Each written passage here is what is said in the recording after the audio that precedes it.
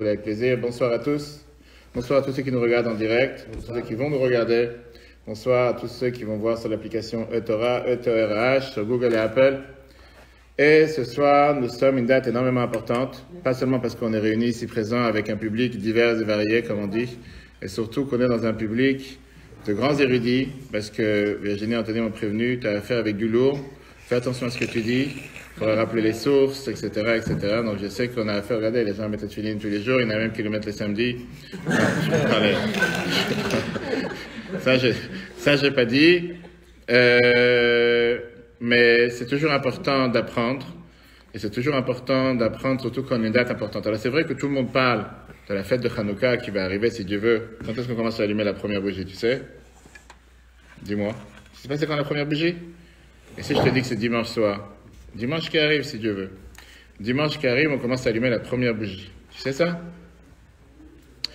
Et ce qu'on va voir, chers amis, ensemble ce soir, c'est justement l'importance de la date dans laquelle nous sommes aujourd'hui. On va remonter en 1798. Qui était présent en 1798? Personne? 1798. Personne n'était présent. Il y avait le tsar Paul en Russie. Napoléon Bonaparte. Napoléon Bonaparte était aussi présent. Mais surtout, il y a eu ce qu'on appelle la libération de prison tsariste du Rabbi Shneur Zalman de Liadi, qui était l'Admour Hazaken, l'auteur de la Chassidut Chabad.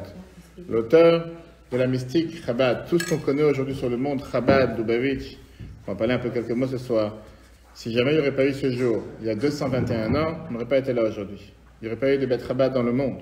Il n'y aurait pas eu cette pensée, cette manière de penser, cette manière de réfléchir, cette manière de voir un autre juif, cette manière de regarder sur un autre, de manière sans jamais juger qui que ce soit, sans jamais rabaisser qui que ce soit, toujours en souriant, toujours en étant heureux, quoi qu'il arrive dans la vie. Ça, c'est justement la force et qu'est-ce qu'elle a appris, qu'est-ce qu'elle nous a enseigné la Chassidut, qui est la tradition mystique juive dérivée de la Kabbale. Ce qu'on va voir ensemble ce soir, pour les quelques minutes que nous avons ensemble, en ce grand jour, c'est un jour propice de bénédiction, l'Admour Hazaken, qui était le Rabbi Shneur Zalman, a dit que tout celui qui va prier, qui va demander quoi que ce soit aujourd'hui, c'est exactement aussi puissant que le jour de Kippour, il a la chance que toutes ces bénédictions seront exaucées. On a dit tout à l'heure qu'on va prier pour la réforme justement à la bonne guérison de Chava, Anaïs Esther Batrava, merci, et tout celui qui a besoin, une longue vie, une bonne santé, et une bonne délivrance pour tout celui qui a besoin en temps et en heure, que tout se passe comme il faut, qu'il n'y ait jamais de stress pour personne. Bonsoir, vous savez qu'on a fini, hein? Ça, c'est la meilleure manière d'accueillir les gens. Et c'est vrai qu'on va voir ça ensemble ce soir parce que c'est important, comme je disais tout à l'heure, Anthony, c'est important parce que beaucoup de gens demandent la question, quelle était la nouveauté de la Chassidut? La Chassidut qui veut dire la mystique juive. En quoi la mystique juive, la Chassidut est différente de tout le reste? Est-ce qu'on n'aurait pas pu être juif sans Chassidut, qui veut dire que très bien être un bon juif, faire la Torah et les mitzvot, sans jamais apprendre qu'est-ce que c'est le Tanya, être joyeux, être heureux, très bien. On peut faire, on va dire, les commandements, c'est la routine, c'est la norme. Il faut aller prier, il faut faire kippour, il faut mettre les mezuzot aux portes, il faut aller au mikveh, il faut mettre la tefilin. Peu importe si je le fais avec joie et vitalité, si je comprends ou je ne comprends pas, c'est comme ça qu'on a toujours fait, c'est comme ça qu'il faudra toujours faire. Viens à la Chassidut, comme on va voir ce soir, a fait cette révolution de pensée qui est, on doit d'abord faire les choses de manière joyeuse. Quoi qu'il arrive sur terre, on doit être heureux. Quoi qu'il elle est partie, ta belle-mère? Ta maman, elle est partie? Non, elle est partie, on avait changé la petite. D'accord. Parce qu'on parle, qu'est-ce que ça veut dire être heureux? C'est le fait que on peut toujours râler. Oui, il y a les grèves, oui, il y a les mouvements sociaux. Je disais tout à l'heure dans l'avion, les gens commencent à s'énerver quand on leur a dit que l'avion serait décalé d'une demi-heure parce qu'il y a les mouvements sociaux sur Paris. Donc, on peut se perdre pour un rien et pour un tout. Mais comme on l'a dit tout à l'heure avec notre cher Nathan, première chose qu'il dit tous les matins, Modéani les fanecha, je remercie le bon Dieu. Vous savez qu'une merveilleuse histoire. L'histoire que j'ai racontée ce matin justement dans 2 écoles à Marseille. Mais je voulais avoir le texte avec moi. C'est une histoire d'un enfant de 9 ans. Toi, t'as quel âge? 5 ans. Ça va, c'est presque 9 ans, c'est bientôt. Non? Un enfant de 9 ans qui avait l'habitude d'aider son père dans une épicerie à Crown Heights, à Brooklyn, dans le quartier du Ravi. Et qui profitait. Quand il y avait les livraisons, à l'époque, il n'y avait pas ce qu'on appelle... comment on appelle ça? Carrefour Drive, ou tous ces drives et tous ces trucs qu'on a aujourd'hui. Et donc, il fallait vraiment faire porte-à-porte, aller avec les cartons, porter, etc. Donc, il partit aider son père pour aller amener les courses. Et ils allaient amener les courses chez la maman du Rabbi, qui était la rabbinite Hana, à Crown Heights. Et lui, cet enfant de 9 ans, il a grandi, il a avancé. Une fois, il a dit, tu sais quoi, j'ai la chance de pouvoir parler, demander des questions. Il y a quelque chose qui me dérange. Je voudrais savoir, quelle est la prière la plus importante de la journée? Quelle est la prière qui a le plus d'importance? Vas-y, monsieur le rabbin. La prière du matin. Laquelle? Moderne. Remercie Dieu. Qu'est-ce que qu'est-ce que tu dis, toi? La même chose. Est-ce que tu veux copier ce qu'il a dit? D'accord. Façon plus rapide. Qui dit autre chose? Parce que sinon, on va répéter ce qu'il dit, pas forcément dire les meilleures Non, choses. moi, j'aurais pas dit ça si au début, tu n'avais pas insisté sur Modani. Moi, j'aurais dit schéma. J'aurais dit schéma aussi. Schéma, comme beaucoup de gens disent, d'accord. Et en fait, comme tu as parlé de Pourquoi tu dis schéma? Parce qu'en fait, je sais pas, moi, je pensais que c'était plus important. Je sais pas pourquoi. Oui, mais dis-moi, quelle est la notion derrière? Pourquoi tu penses à schéma et pas autre chose? Parce que tu rappelles le premier commandement. Oui, en fait, Il y a un Dieu. L'éternel est là. D'accord. L'éternel est un. Pas une. D'accord. Non, mais c'est bien. Qu'est-ce que tu dis en face? Pourquoi? Qu'est-ce que tu dis toi? Moi, je me permets, mais c'est juste pour se réunir Quelqu'un d'autre? Toi? Schéma également. Pourquoi? Pour le fait d'affirmer que Dieu est un et qu'on croit en Dieu, que tout le peuple juif croit en Dieu. Et après, pour tout le reste, c'est la transmission, le faire de tout son cœur, de toute son âme, etc. D'accord. Qu'est-ce que disent les sœurs? Oui, il faut bien, après on va dire. Non, mais on n'a pas obligé de penser comme son mari, hein. Il faut penser différemment. En fait, moi aussi, alors, j'aurais pas pensé schéma, mais j'aurais dit Modani parce que vous avez insisté dessus au début. J'aurais pas dû faire cette bêtise, d'accord. Mais disons que tu n'as pas entendu ce que j'ai dit au départ. Qu'est-ce que tu aurais dit? Non, j'aurais dit schéma parce que c'est celle que je connais le plus. Est-ce que tu dis Modani tous les matins? Pas forcément. Pas forcément. Qu'est-ce que tu fais la première des choses du matin quand tu te réveilles? Vas-y, tu vois? Vas-y. Hein? Qu'est-ce que tu ouvres BFM? Qu'est-ce que tu fais? Viande. Hein? Ils se battent. C'est pas pour ça que tout le monde, il n'y a pas le feu, hein? Tout le monde doit s'enfuir. Qu'est-ce que tu dis toi? J'aurais dit aussi le schéma. Pourquoi? Parce que, un peu comme avait dit Virginie, c'est les commandements les plus importants. Dieu est un et tout le peuple juif. D'accord. Qu'est-ce que dit le papa? Moi, j'aurais dit aussi schéma Parce que c'est plus simple. D'accord. Quelqu'un d'autre veut tenter? La maman, qu'est-ce qu'elle dit? Personne n'a dit la Hamida pour Justement. Moi aussi, le schéma. Pourquoi? Parce que c'est la prière principale, c'est l'entrée, c'est le 1, la première. D'accord. Et toi, qu'est-ce que tu dis? Amida. Pourquoi? Parce que je crois qu'on dit qu'on ouvre la bouche pour prononcer la prière. Qu'on ouvre la bouche pour... Ah, ouvre la bouche pour la prière. Alors, on est en train de demander la question, quelle est la prière la plus importante? Tout le monde a répondu? Quelqu'un n'a pas répondu? Toi, t'as dit? D'accord. Et toi?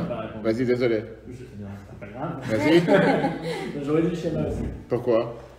Parce que je pense que c'est la première prière que j'ai apprise, qui nous a toujours été présentée comme la plus importante. Et aussi le lien avec le premier commandement, j'aurais donné la même réponse. D'accord. Le rabbi a répondu à la question.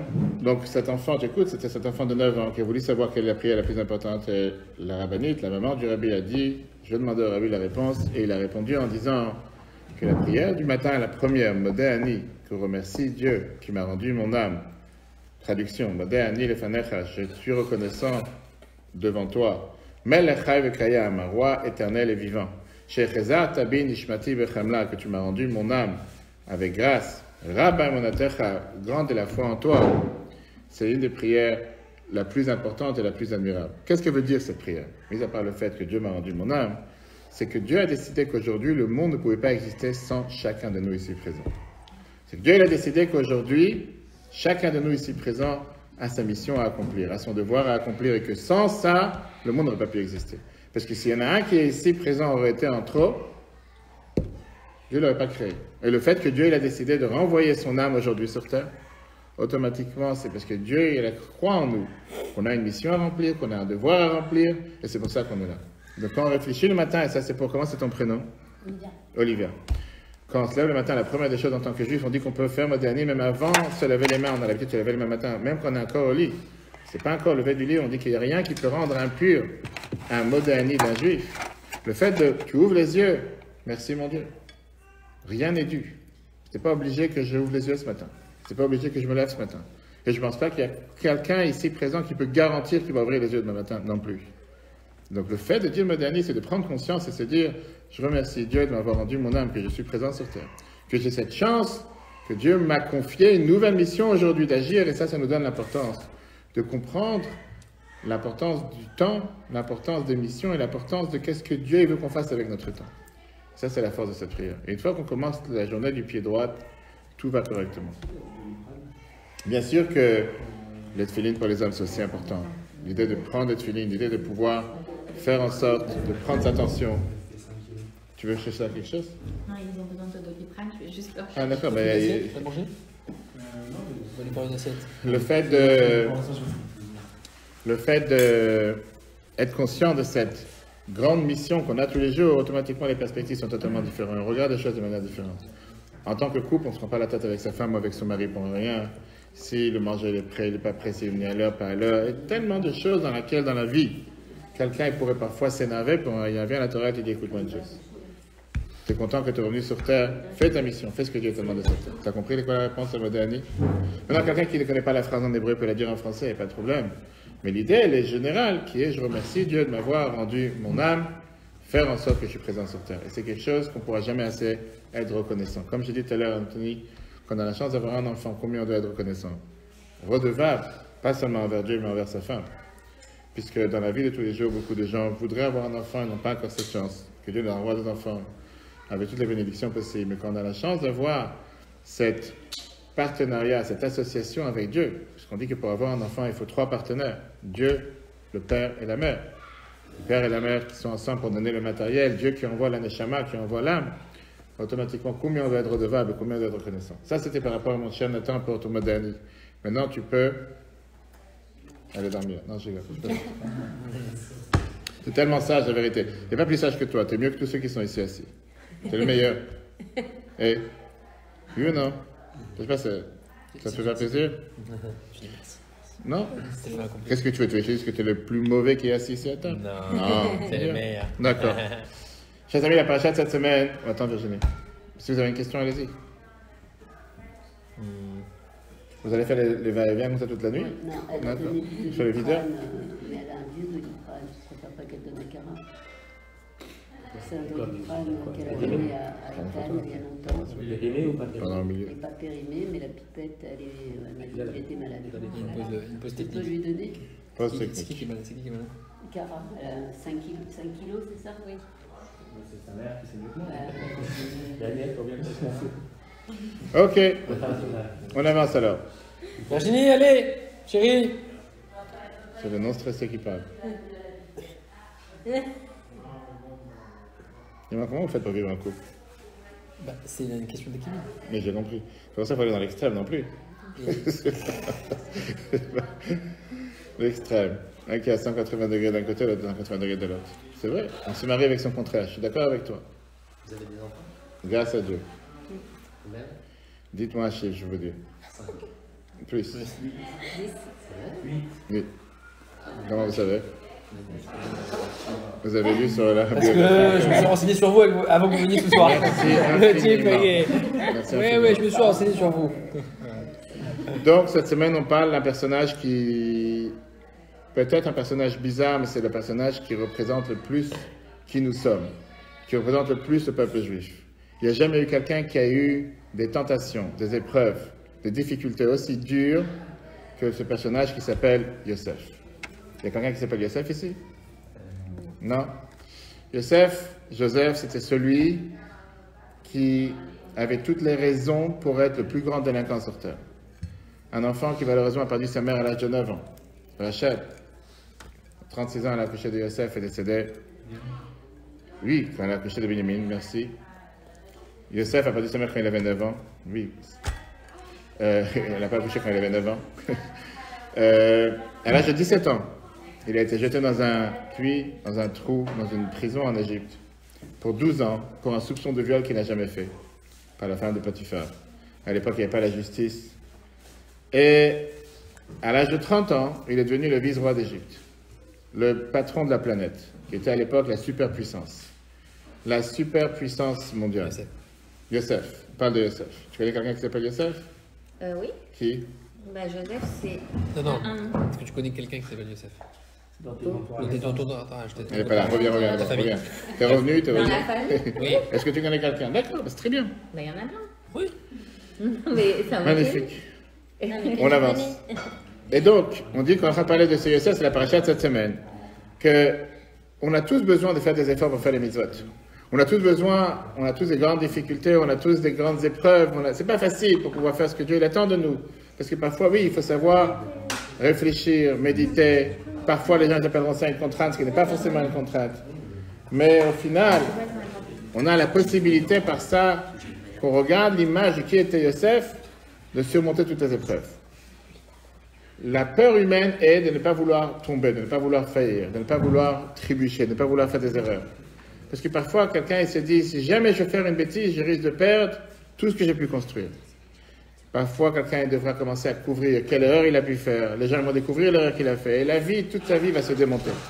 Yosef était quelqu'un qui n'avait absolument rien à perdre. Il n'était pas en contact avec sa famille depuis 22 ans. Il était dans un trou. Ses parents ne sont pas en contact. Il n'y avait pas de WhatsApp, il n'y avait pas de caméra cachée. Oui, pourquoi pas. Allez-y. Il y a des bouteilles. Non, il y en a deux. Il n'avait pas de famille avec lui, il n'y avait pas de caméra cachée, il n'y avait pas de WhatsApp, il n'y avait pas de Facebook, il n'y avait rien. Il était en Égypte tout seul. Il aurait pu très bien tomber face à cette tentation de cette femme qui tous les jours essayait de le faire tomber. Et personne n'aurait rien su, personne n'aurait même pas su dans la Torah, n'aurait pas été au courant. C'était quelqu'un qui, par sa personnalité, n'existait même pas, comme j'ai dit tout à l'heure. Sa mère qui est décédée, son père qui s'est déjà assis les 7 jours de deuil sur lui alors qu'il est encore en vie. Ses frères qui reviennent à la maison et qui disent on a trouvé cette tunique pleine de sang. Ça, c'est la tunique de ton fils, il y a une bête sauvage qui l'a mangée alors que c'était pas vrai. Bref, jusqu'à présent, il n'y a personne qui est en contact avec lui. Et Yosef est devenu quelqu'un que s'il veut, il peut faire ce qu'il veut en Égypte, et personne ne va jamais rien dire, personne ne va jamais rien montrer comme quoi, du doigt à ce juif délinquant, il a fait quoi que ce soit. De l'autre côté, si jamais il va dire oui, si jamais il va tomber à la tentation de cette femme, qui n'était pas seulement une femme de la rue, c'était la femme de Potiphar, la femme du maître chez qui il travaillait, il va avoir la chance de pouvoir réussir dans sa vie, de développer sa carrière. Et comme on a vu dans nos jours, malheureusement, avec tout ce qu'il y a, les histoires de Harvey Weinstein et tous les autres qu'on en parle, avec tous les mouvements des dernières années, combien on voit de mouvements qui ont été créés, tout d'un coup on découvre que n'importe quelle personne qui a cherché un poste a dû passer par tel et tel épisode, n'importe quelle personne qui a dû chercher. Combien d'histoires se sont dévoilées les dernières années qui étaient toujours connues, mais qu'on n'a pas voulu en parler à voix haute et que tout d'un coup tout s'est dévoilé. Yosef avait le même pouvoir, il aurait pu très bien tomber à cette tentation et finir par devenir le bras droit, va savoir. Sans ça, il est devenu. Mais il aurait pu devenir quelqu'un de très grand, comme les rêves qu'il a eus dans la maison. De l'autre côté, il savait qu'est-ce qu'il risquait s'il disait non. Et la preuve, c'est ce que ça s'est passé. Par ça qu'il a refusé à tomber à cette tentation de cette femme, il a été jeté en prison 12 ans, de 17 ans à 30 ans, alors qu'il n'a absolument rien fait. Je dis, c'est quelque chose qui est hallucinant, c'est quelque chose qu'on ne peut pas croire. Sans aucune justice, sans aucun jugement, sans absolument rien. Ça, c'est la première épreuve qu'il a eue. La deuxième épreuve qu'il a eue, ce n'est pas une histoire d'une nuit. C'est une tentation et c'est une épreuve qui dure jour après jour. Ce n'est pas juste un épisode qu'il a rencontré une femme dans une soirée et qui s'est dit oui ou non, bon, laisse tomber, c'est une seule fois. Tous les jours, il rentre à la maison pour travailler chez sa patronne. Et tous les jours, il a exactement les mêmes tentations, les mêmes épreuves. Et chaque jour, elle ne lâche pas l'affaire, comme on dit. Alors c'est vrai que Yosef, la Torah nous dit qu'il était très beau, c'était quelqu'un qui réussissait. Mais c'était pendant 12 mois, je ne sais pas si vous vous imaginez, d'affilée, la Torah nous dit. Un an entier que chaque jour, cette femme vient et lui demande de faire ce qu'il ne faut pas faire. Qui sur terre ici peut dire qu'il a réussi à se retenir d'une tentation 12 mois, jour après jour? En général, tu fais un régime, soi-disant, je parle pour moi, tu dis, je ne vais pas manger de gâteau aujourd'hui. Et après, tu dis, bon, ça va, si c'est un gâteau, ce n'est pas la fin du monde. Tu dis, aujourd'hui, non, demain, oui. Après, tu dis, bon, une semaine, non, la semaine prochaine, oui. Et chacun avec ses histoires, combien quelqu'un peut se retenir 12 mois? En général, c'est quelque chose qui est dur et c'est quelque chose qui est presque impossible pour un être humain. Et néanmoins, on sait que si on prend n'importe quel délinquant aujourd'hui, qui au départ, quand il va en garde à vue, et il dit à la police, j'ai absolument rien fait, monsieur le préfet ou monsieur va savoir, le procureur, je suis quelqu'un de parfait. Une semaine après, en général, quand il voit qu'il commence à dormir dans dans un lit qui n'est pas forcément aussi confortable que chez lui, qu'il n'a pas le même manger qu'il a chez lui, qu'il voit qu'il commence à avoir un confort qui n'est pas si à l'aise, il commence à tout dire, il commence à tout avouer, et il commence même à avouer des choses qu'il n'a jamais fait, au moins qu'on laisse tranquille et qu'on laisse sortir. Là, on a affaire avec Yosef, quelqu'un qui a subi énormément de difficultés, je dis encore une fois, et pourtant, on voit que c'est quelqu'un qui a ce courage, on voit que c'est quelqu'un qui a cette force, on voit qu'il a cette conviction, et rappelons l'âge de 17 ans, alors qu'il n'a pas son père et sa mère derrière lui. Il n'a personne derrière lui. Il n'a personne pour qui il dit non, fais pas cette erreur, mon fils, fais attention, comme chaque mère juive qui essaie de protéger son enfant. Ça ne serait pas une chose pareille. La Gemara nous raconte sur ceux que vous avez peut-être entendu, Hanania, Mishaël et Azaria. 3 prophètes que la Gemara nous raconte quand le peuple juif est exilé à Babylone, Nebuchadnezzar a mis des grandes statues. Et ces statues qu'il a mis, il a demandé au peuple juif de se prosterner. Ces 3 jeunes n'ont pas voulu se prosterner, ils les ont jetés dans la fournaise au feu. Au moins, on a une personne qui connaît. Et ils n'ont pas voulu, ils ont refusé de se prosterner, ils les ont jetés dans la fournaise. L'Agmara nous dit que le mazal était qu'il ne les a pas fait souffrir pendant des semaines avant de les jeter dans la fournaise. Qu'il les a jetés directement dans une fournaise. Dieu a envoyé un miracle, que dans la fournaise, ils étaient en train de danser, et qu'un ange les protégeait, qu'ils n'ont pas été brûlés, comme ça s'est passé avec Abraham et Nimrod, qu'il a jeté aussi dans une fournaise, etc., si vous connaissez un peu la Bible, l'Ancien Testament. Et néanmoins, on voit ce Yosef, c'est pas juste qu'il a été jeté dans l'épreuve, il a été jeté. Il a tellement souffert jour après jour, c'est quelque chose que la majorité des gens normaux craquent. C'est pas quelque chose qu'on peut supporter. Comment un tel miracle? Comment un jeune de 17 ans, avec tout ce qu'il a subi jusqu'à présent, comme j'ai dit, il n'a pas de mère depuis l'âge de 9 ans. Ses frères, qu'ils ont une haine pas possible contre lui parce que, soi-disant, le père, il a construit, il leur a fait confectionner une tunique particulière, multicolore pour Yosef, pour ça, il doit le jeter dans un trou. T'es pas content, on va t'acheter une tunique. Ton frère, il vient, si je sais pas si tes sœurs, une fois, ils t'ont dit, j'ai rêvé que tu vas te prosterner à moi un jour. Qu'est-ce que tu as dit? Continue à rêver. Ou bien tu leur as dit, vas-y, je prosterne. C'est une raison pour vouloir jeter un frère dans un puits. Qu'est-ce qui s'est déjà passé? Je dis, qu'est-ce qui... Alors il a rêvé, en plus le petit frère. Si ton petit frère vient et dit, j'ai rêvé que tu vas te prosterner, que je suis le soleil, toi tu es juste une étoile. Qu'est-ce que tu lui dis? Vas-y, continue à rêver. Quelqu'un de normal, il ne se prend pas la tête avec ça. Et là, on fait tout un monde, la Torah ne nous raconte pas ça seulement un mot ou deux, pas toute la paracha de cette semaine, comme quoi on voit que les frères ils disent, voilà, ce rêveur arrive. Et qu'est-ce qu'on va faire? On va s'en débarrasser, on va le tuer, après on va pas le tuer, on va le tuer dans un puits. Yehuda, il dit, mais qu'est-ce qu'on va gagner de tout ça? Ma bête, ça, quel argent je vais gagner? C'est quoi? On va le sortir du puits, on va le vendre à Ishmaélim, au moins on fait un peu d'argent. Je dis, mais c'est quoi ces histoires? Imaginons quelqu'un de... Personne qui n'a jamais appris la Torah de sa vie, qui ouvre la première page de la paracha de cette semaine. Il dit, mais c'est quoi ce peuple? D'où ils sortent ces extraterrestres? D'où on a vu une guerre pareille entre frères et sœurs? On n'a jamais entendu une chose pareille. Quels frères et sœurs aujourd'hui, même ceux qui ne s'entendent pas vraiment comme ici à merveille, ou peut-être juste parce qu'il y a des sushis sur la table, ils se disent, va savoir, pas pour ça qu'on se prend la tête, jette ton frère dans un puits, vends-le en Égypte. Parce que papa, il lui a donné une tunique. Imagine-toi, je sais pas, Nathan, il a son frère qui a reçu un cadeau qu'il n'a pas reçu. Qu'est-ce qu'il va penser? Jeter dans un puits. Il va dire, tu sais quoi, tu lui as acheté une tunique, achète-moi moi aussi. Tu vas le dire, peut-être tu vas le faire, non? Ok, non, en général, non. L'Agmara nous répond une phrase. L'Agmara nous dit, Vayavo Abaita, des phrases que l'Agmara nous dit, il est venu à la maison pour faire son travail, Ve'enish me'anshe abayit sham babayit. Et il n'y avait personne dans la maison au moment où il est venu faire son travail. Rashi nous dit, qu'est-ce qu'il est venu faire son travail? Quel travail on parle? Rashi nous dit, il est presque tombé à la tentation. Il est presque passé à l'acte, comme on dit aujourd'hui. Et les Chachamim nous disent, comme pour nous montrer comment l'épreuve, c'était une épreuve tellement difficile que Yosef, il n'allait pas s'en sortir facilement. Mais néanmoins, ce moment-là précis, Niralod Moud Yuknosh El Aviv, il a eu le visage de son père qui lui a apparu. Le visage de Yaakov, ça fait quand même des années qu'il n'est pas à la maison. Et ça l'a fait bouleverser, trembler, et il s'est enfui de la maison. Il s'est enfui de la maison et il est parti. Et la question qui se demande, qu'est-ce qui a fait qu'au moment où il aurait pu tomber, le visage de son père lui apparaît? Alors, je n'ai pas dit que chacun d'entre nous qui va voir le visage de son père qui apparaît quand il doit faire une bêtise, s'il prend un stop ou il ne prend pas un stop, ou s'il va à 60 au lieu d'aller à 50 pour ne pas être flashé par un radar, il va voir son père qui se rappelle et dit, ah, fais pas ça mon fils, il ne va pas le faire, je ne sais pas si ça va aider pour nous. Comment ça a aidé pour Yosef? Qu'est-ce qui lui a aidé? Qu'est-ce qui a fait en sorte que grâce à ça, il a dit, je ne tombe pas à la tentation à jouer? La question c'est pour toi.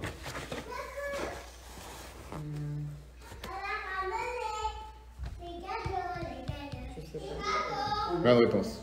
Qu'est-ce qu'il dit toi? C'est moi ou c'est moi? Allez-y, vous deux si vous voulez. Je peux leur dire de mettre dans la chambre. Ils veulent venir avec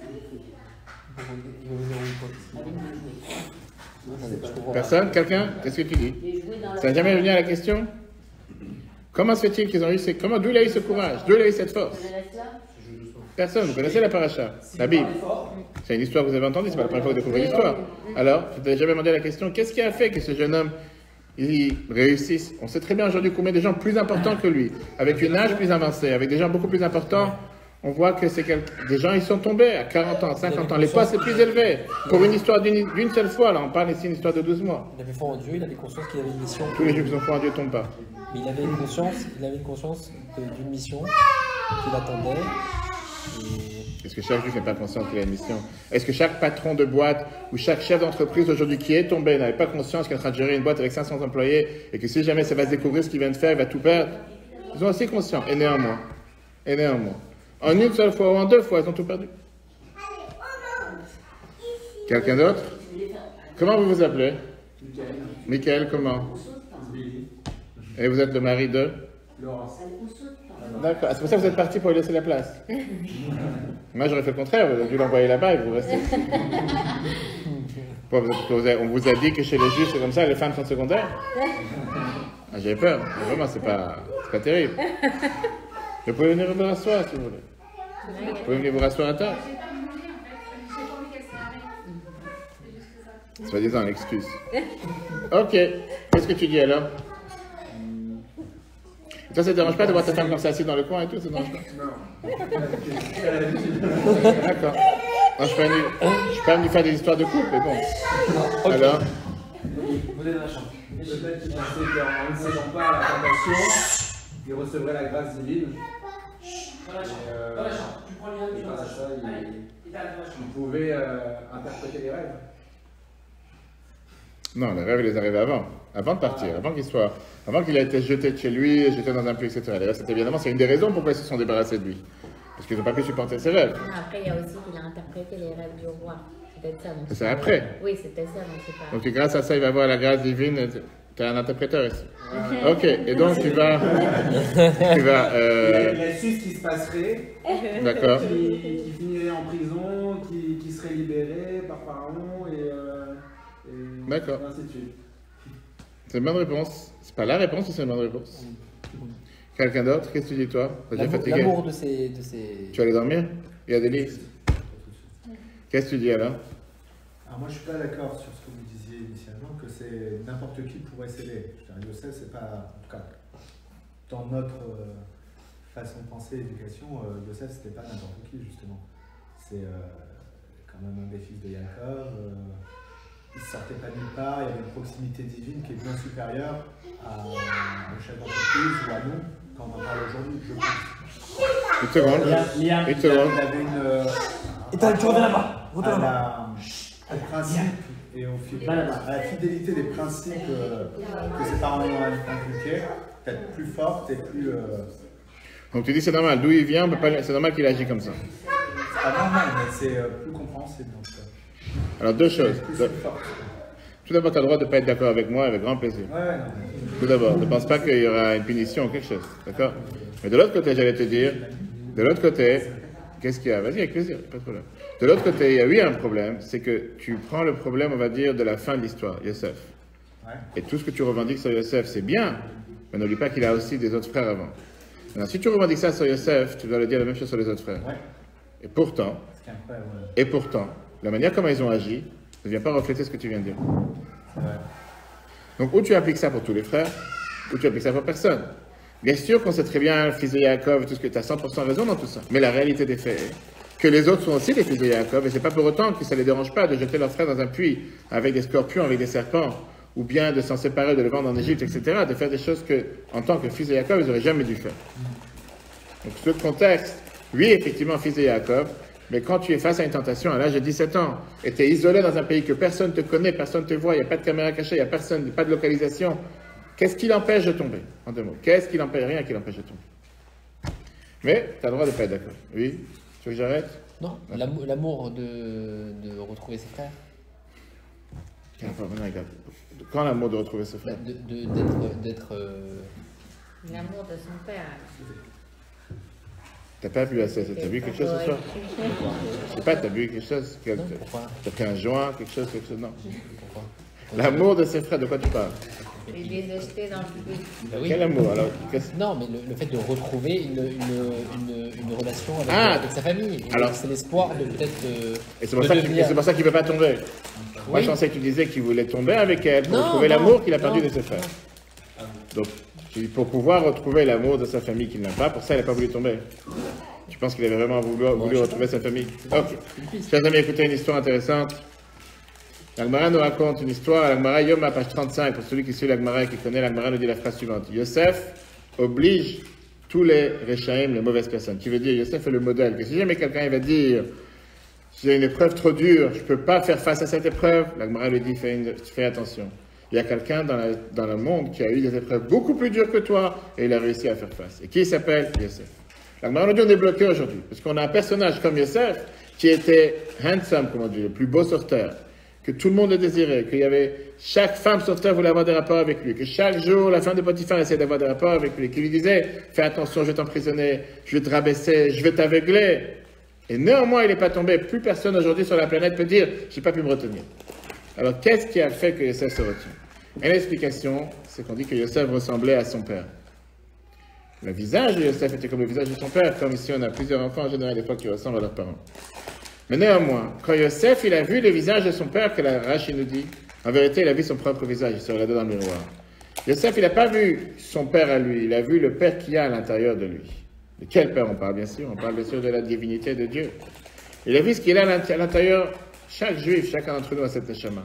À l'intérieur, il a cette parcelle divine, c'est ce que la chassidoute nous apprend. Cette étincelle divine qui est à l'intérieur de chacun d'entre nous, qui fait que même le juif le moins pratiquant sur terre, parfois il va verser une larme quand il entend qu'il y a un malheur dans le peuple juif. Il va se rapprocher du kotel à la guerre des 6 jours, il va mettre des tefilines alors qu'il n'a jamais vu dans sa vie. Dès qu'il va entendre une bonne nouvelle que ça a touché le peuple juif, son cœur va être plein de joie, plein d'enthousiasme. Alors que c'est quelqu'un qui dans la vie de tous les jours, mais ne se dit pas pratiquant ni quoi que ce soit. La Torah nous dit que l'histoire de Yosef, ce n'est pas une histoire de l'époque, c'est une histoire de chacun d'entre nous. Un juif n'est jamais seul. Un juif est toujours avec Dieu. Quand on dit qu'un juif il est avec Dieu, ce n'est pas juste pour les livres, pour les croyants, pour les pratiquants. C'est dans la réalité de tous les jours.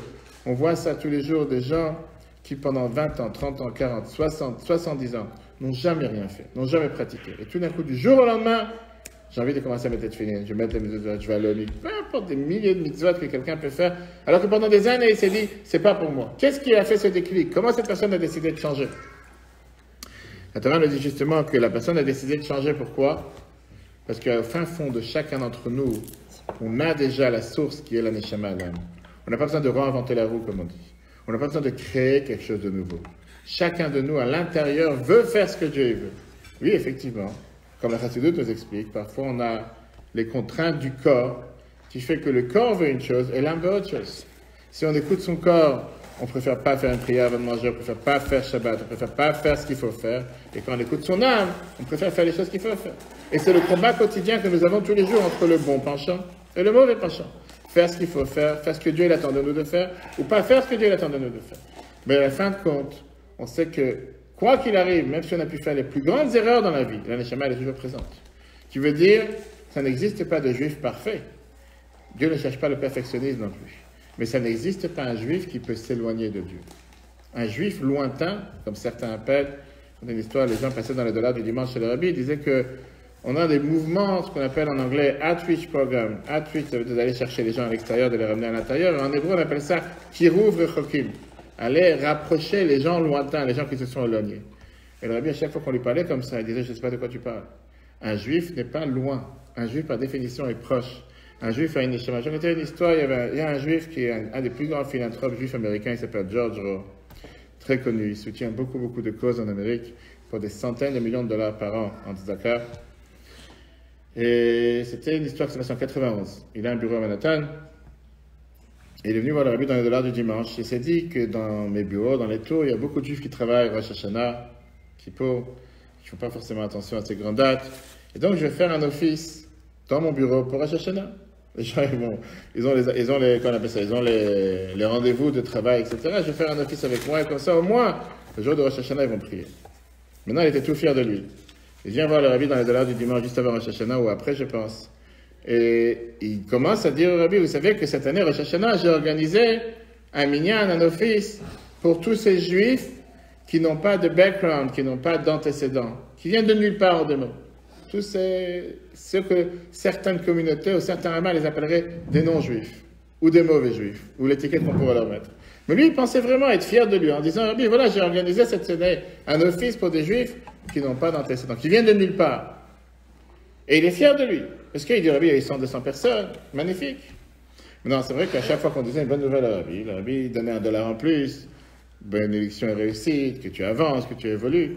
Et là, quand il dit Rabbi la phrase, j'ai organisé un office pour des juifs qui n'ont pas d'antécédents, qui viennent de nulle part, Rabbi lui fait comme si, qu'est-ce que tu viens de dire?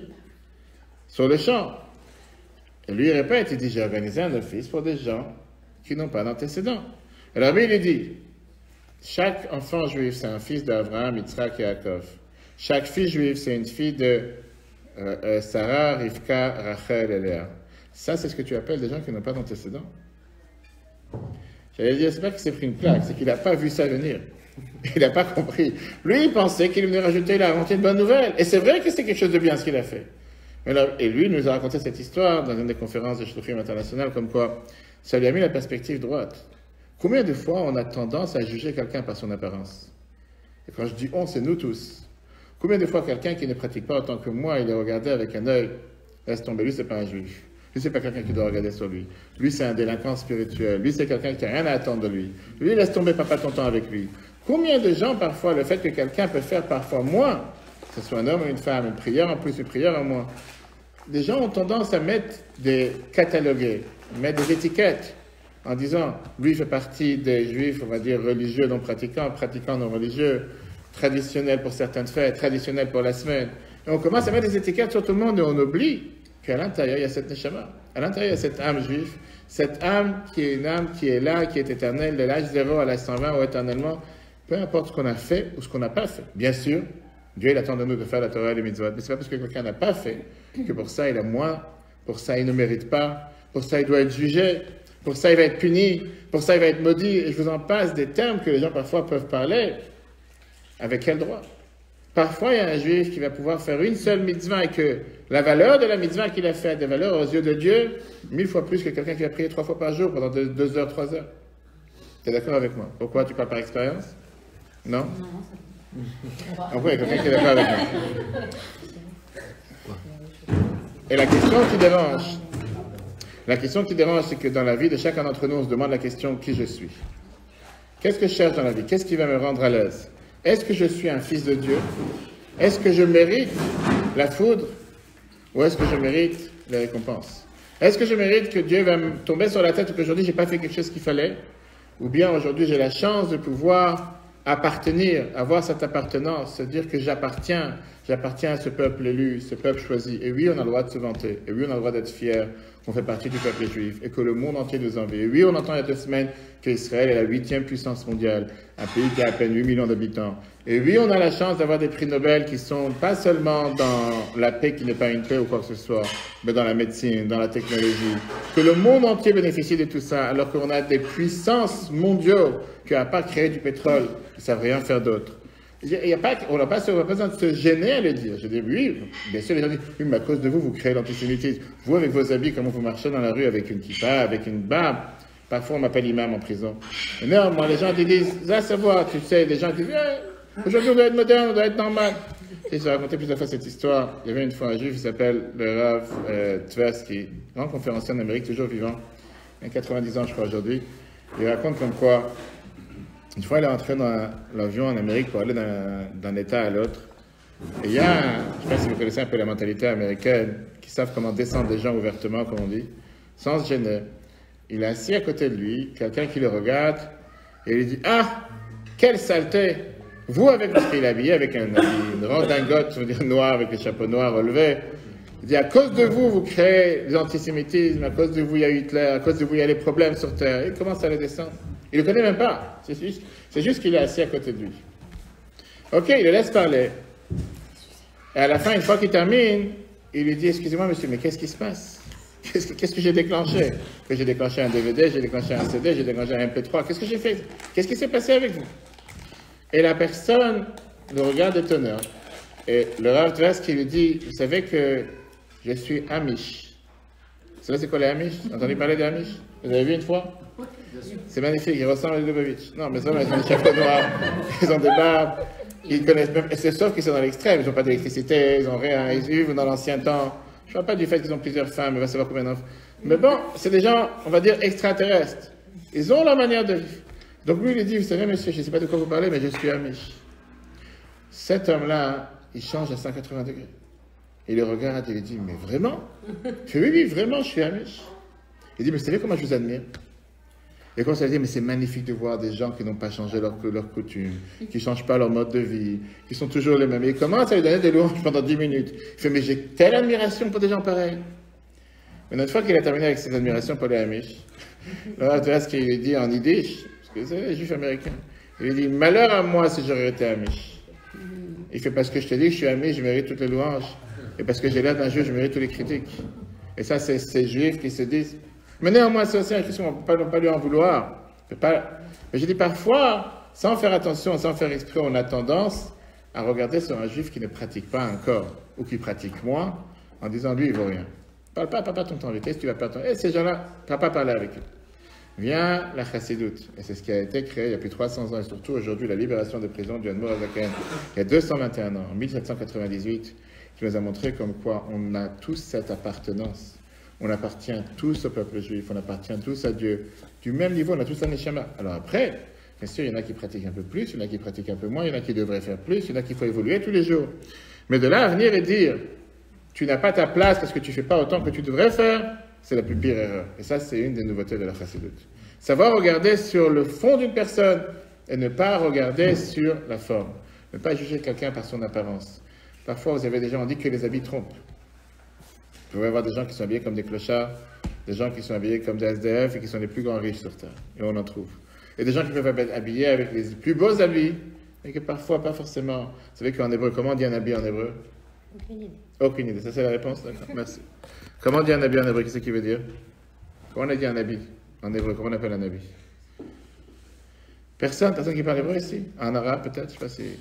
Allez-y. Quelqu'un en hébreu? Jamais. Pourtant, on dit cette prière tous les matins. Monsieur le rabbin? Je ne sais pas comment on dit un habit en hébreu. Beged, ça ne vous parle pas? Beged, c'est un habit.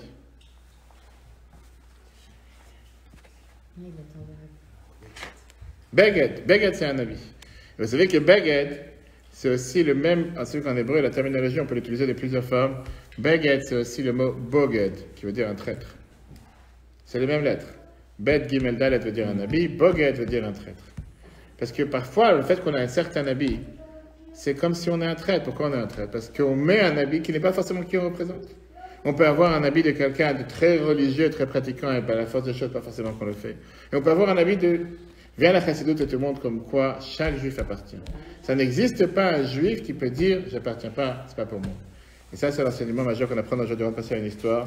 Tu as une question? On va passer à une merveilleuse histoire. Il a amené son sidour. Hein. Il est venu faire la prière. Voilà. Oui, je te donne son lait. Il a amené son livre. La chassidoute est venue montrer comme quoi, quand on dit dans la prière, Bani Matem Hashem Elokechem, nous sommes tous les enfants de Dieu, c'est du réel. Pas seulement qu'on appartient, on a tous un mérite, et un mérite énorme. Après, il y en a certains qui ont la chance de le découvrir à un jeune âge, bas âge. Il y en a qui l'ont découvert plus tard dans leur vie. Mais pas seulement qu'on appartient, on appartient tous. La différence, elle est parfois qu'il y a quelqu'un qui a fait le chemin plus tôt et quelqu'un qui a fait le chemin plus tard. Mais on arrive tous à la même destination. Et quand on est conscient de ça, ça nous donne énormément de force. Ça nous donne la force et le courage pour se dire, malgré tout ce qu'on a pu faire, ce qu'il ne fallait peut-être pas faire, on appartient toujours au peuple juif. Dieu nous aime encore une fois. Et le fait qu'il nous aime, automatiquement, nous donne la chance. D'ailleurs, c'est toute la beauté du judaïsme. Du fait que pendant le mois de Elul, on répare tout ce qu'on n'a pas pu faire dans l'année. Chaque soir, on répare ce qu'on n'a pas fait de bien la journée. Chaque fin de semaine, on répare ce qu'on n'a pas fait de bien dans la semaine. Chaque fin du mois, on répare ce qu'on n'a pas fait de bien dans le mois. Et on a toujours cette force pendant les 3 prières qu'on fait tous les jours, de demander à Dieu pardon, de s'excuser et d'avancer, de réparer. Imaginez-vous un instant que la religion juive aurait été le plan Vigipirate, qu'on n'aurait jamais pu rien réparer. Que le jour où tu fais une erreur, on coupe la main. Le jour où tu fais une autre erreur, on coupe le pied. Le jour où tu fais une autre erreur, va savoir, qu'est-ce qui reste? C'est pas notre religion. Qu'est-ce que tu en penses? Tu es d'accord? Ok, au moins il y a quelqu'un qui est d'accord. La chassidoute vient de montrer, parce que les autres ne sont pas d'accord. La chassidoute vient de montrer comme quoi, pas seulement on a ce pouvoir, mais on ne doit pas le sous-estimer. On ne doit pas le sous-valoriser. On doit se dire qu'avec ce pouvoir, on peut aller très très loin. On ne peut pas s'imaginer parfois l'impact qu'on peut avoir sur un juif. Avec ça, je termine avec une très belle histoire. Il y avait une femme qui s'appelait Bruna Schaeffer d'Amérique, qui était une grande conférencière. Elle parlait des conférences partout. Je ne sais pas si elle avait l'application de Torah. Elle donnait des conférences partout. Et plein de fois, elle s'est dit, est-ce que vraiment je laisse un impact sur les gens? Est-ce qu'en parlant tellement, en donnant tellement de cours, est-ce que les gens changent? Est-ce que les gens ils évoluent ou pas? Et deuxièmement, ça les dérangeait énormément que je suis une jeune maman. J'ai des enfants en bas âge, je suis presque jamais à la maison et je ne vois pas mes enfants. Peut-être qu'il faut que j'arrête de travailler et je me consacre à la maison. Une fois, elle a reçu un message énorme sur la révolution qu'elle a fait à niveau planétaire. Le secrétaire du rabbi, il appelle et il lui dit, regarde, aujourd'hui on a reçu une lettre avec un boîtier de mezuzah à l'intérieur. Il parle de mezuzah. Et il lui dit comme ça. La lettre dit la chose suivante, je lis la lettre. Monsieur le rabbin Schneerson, je ne suis pas partie de vos disciples. Je ne fais même pas partie du peuple juif. Je suis un homme catholique. Pendant des années, j'étais marié avec une femme juive qui ne connaissait pas son judaïsme. Il y a quelques années, on a eu des périodes très difficiles. On ne trouvait pas un sens dans la vie et on a été peinés et on pleurait énormément. Ma femme m'a proposé d'aller voir la synagogue réforme conservative en bas de chez moi. Je suis parti là-bas, mais je n'ai pas trouvé de sens. Après ça, je lui ai dit, tu sais quoi, viens-toi avec moi à l'église le dimanche matin. Peut-être que tu trouveras un sens dans l'église. Quelques jours avant dimanche, elle voit qu'il y avait une conférence donnée par Madame Schaeffer sur le couple. Elle me dit, qu'est-ce que tu en penses? Elle est partie à la conférence. Et après ça, elle vient, elle me dit, dans quelques jours, je vais à l'église pour me convertir au catholicisme. Grâce à la conférence de cette femme juive. Le conférencier, elle est partie voir le conférencier, lui dire, j'ai décidé de me convertir. Le conférencier qui était Madame Schaeffer, elle lui dit, regarde, j'ai ici un petit bougeoir. Allume les bougies le vendredi avant le coucher du soleil, bougies de Shabbat. Ma femme, elle a commencé à le faire, elle dit, pourquoi pas, les bougies, c'est mystique, on est tous dans la période des bougies, la fête de lumière, Hanouka. Et je ne sais pas pourquoi elle a décidé de le faire, mais sa vie a commencé à se remplir avec la lumière. Elle n'est plus partie à l'église. Et avec le temps, elle s'est renforcée dans son judaïsme, et elle a acheté une mezuzah pour la porte de la maison. Ça, c'est ce non-juif qui écrit l'histoire. Il y a quelques semaines, il dit que sa femme est décédée. Et moi, j'étais sûr que j'allais lui faire un enterrement catholique, si on peut dire. Mais avant de faire une chose pareille, j'ai vu le bougeoir sur la table et j'ai compris que ma femme, en tant que fille juive, elle doit avoir affaire avec un rabbin qui va venir et qui va faire les choses de manière juive. Et il termine sa lettre en disant, maintenant qu'elle est décédée, j'ai enlevé la mezuzah pour vous la renvoyer, puisque ma femme qui était juive, elle n'est plus là, et maintenant vous pouvez la reprendre.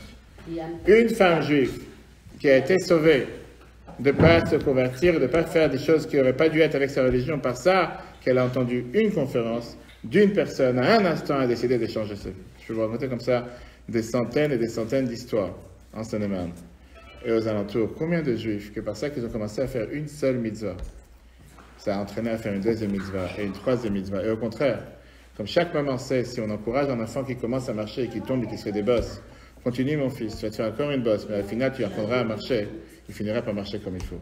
Et si jamais une maman est stressée, et je ne parle pas de la maman ici, et qui dit tout le temps que tu ne sais pas marcher comme il faut, tu seras dans un carton, dans une boîte, pendant 2 ans, jusqu'à ce que tu apprennes à marcher tout seul, l'enfant ne marchera jamais.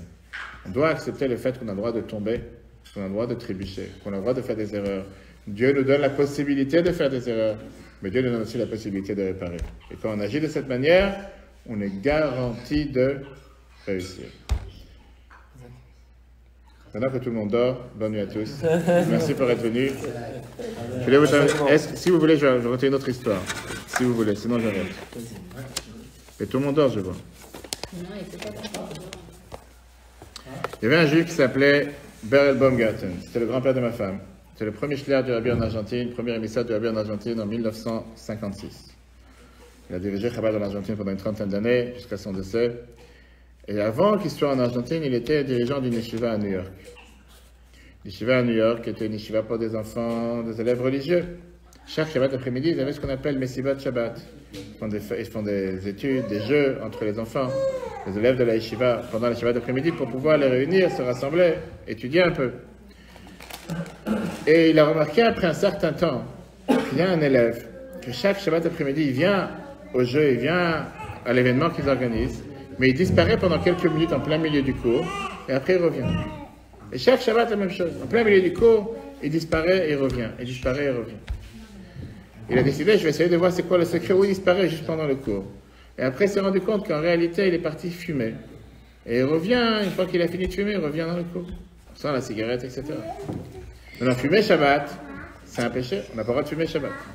Se comporter comme ça quand on est dans une yeshiva, une école religieuse, avec des enfants religieux, et l'impact qu'il peut avoir sur les autres, va savoir qu'est-ce que ça peut être sur toi. Et donc, ses amis ont commencé à en parler. Tout le monde commence à en parler, tu te rends compte, c'est ce qu'il peut faire, partir fumer Shabbat pendant le cours. Et ça a commencé à faire une atmosphère dans l'école qui est malsaine, comme on dit, qu'est-ce qu'on va faire? Et donc, c'était clair qu'il s'est dit, c'est Bob Garten. Il s'est dit, je ne peux pas le garder avec moi. Il faut absolument que je m'en sépare de cet élève, parce qu'il va rester, il va peut-être essayer de pouvoir avoir un impact négatif sur les autres élèves qui sont présents. Mais avant de le renvoyer de l'école, c'est d'abord je vais écrire au rabbi. Demander au rabbi qu'est-ce qu'il pense. Et on va voir si le rabbi me conforte dans ma position qu'il faut absolument que je me sépare de cet élève ou pas. Donc il écrit au rabbi tout le processus, il dit voilà, cet élève, on organise une fête, et c'est tous les samedis après-midi, et cet élève il disparaît depuis quelque temps, on s'est rendu compte qu'il fume pendant Shabbat, qu'est-ce qu'on va faire? Et le rabbi qui lui répond une ligne, pas 36 mots. Le rabbi lui dit va regarder le Midrash des Maximes de Avot de Rabbi Nathan, le Maxime de Rabbi Nathan, chapitre 12. C'est connu que quand Rabbi parlait avec des gens qui savent apprendre, il donnait une référence, va regarder ce qui se passe. Alors qu'est-ce qui est écrit dans ce Midrash? Dans le Midrash, la Torah nous raconte sur Aaron, le frère de Moshe. Edan, pose Moshe. Aaron, le frère de Moshe, qui avait une manière d'éduquer les gens très originale.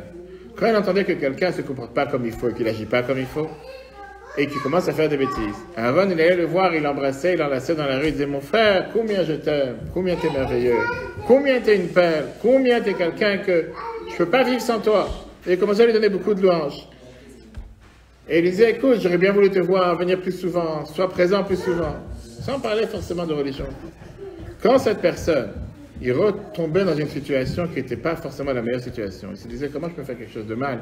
Alors que j'ai un copain comme Aaron qui m'aime énormément, va savoir si je vais encore une fois trébucher ou tomber. Aaron, il va savoir, il va l'entendre, il va plus vouloir être copain avec moi. Et comme j'aime tellement quelqu'un comme Aaron, je ne peux pas tomber. Et grâce à ça, il est tombé. Le message que le rabbi a voulu lui faire passer, c'est que parfois, quand on voit quelqu'un qui fait une erreur, au lieu de lui tomber dessus, au lieu de crier, on doit l'enlacer, on doit l'embrasser. On doit lui montrer comme quoi on a tous le droit à l'erreur. On a le droit de faire des erreurs. C'est pas si grave que ça. On n'est pas obligé d'être parfait.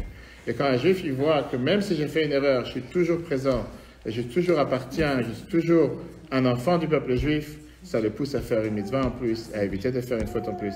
Et c'est comme ça qu'on évolue dans la vie de tous les jours. Que Dieu fasse qu'on prenne ces enseignements de la Chassidut en ce jour de 19 Kislev pour mettre en application.